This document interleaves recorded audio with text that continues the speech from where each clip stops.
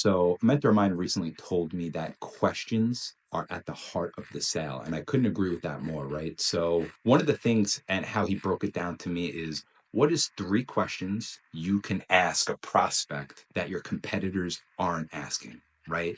And I'll give you guys two that I use, whether it's commercial, whether it's personal, it doesn't matter. One of them is how's the relationship with your current broker? And to me, this is the easiest, most powerful question you can ask because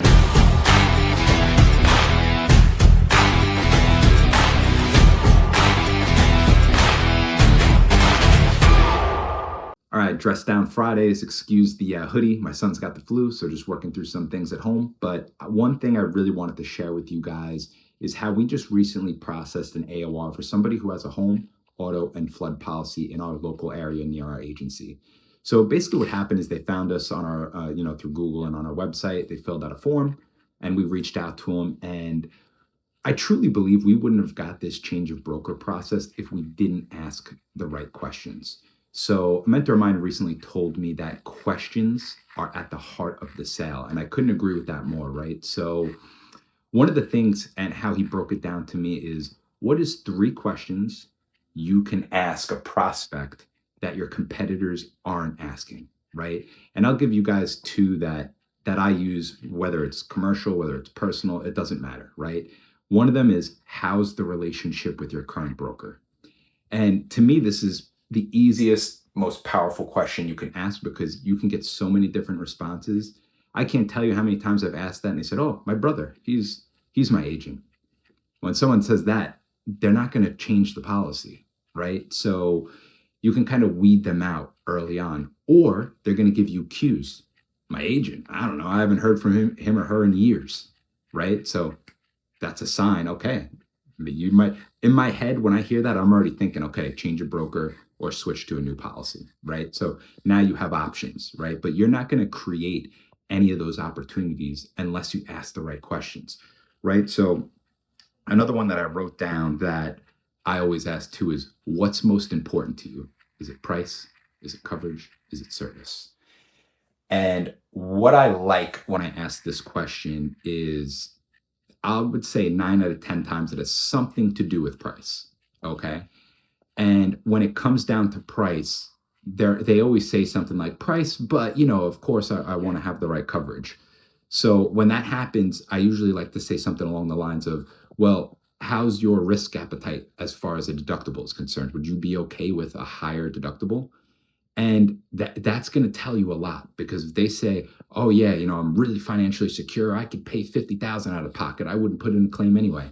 Now you have a really good baseline to go off of, right? So now if I review their policy, let's say it's a high value home and I see they have a $2,500 deductible, but there's a $50,000 deductible available and it's going to help drop their premium dramatically, I already have a wedge right off the bat.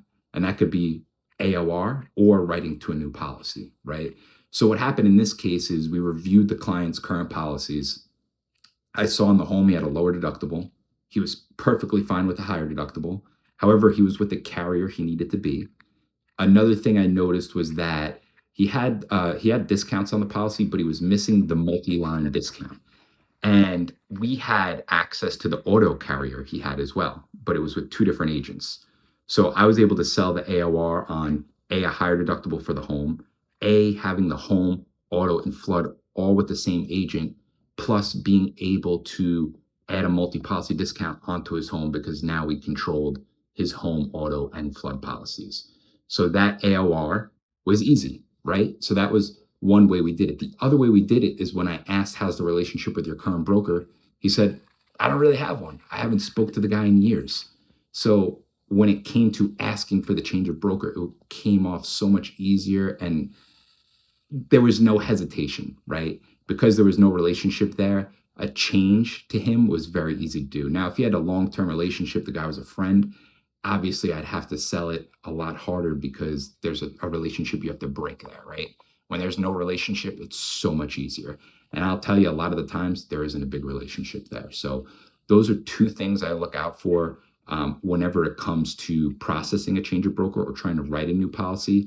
How's the relationship with your current broker? And what's most important to you? Is it price, coverage, service? and then going into those deductibles. And I found specifically on property, whether it's commercial property or home, that that makes all the difference in the world.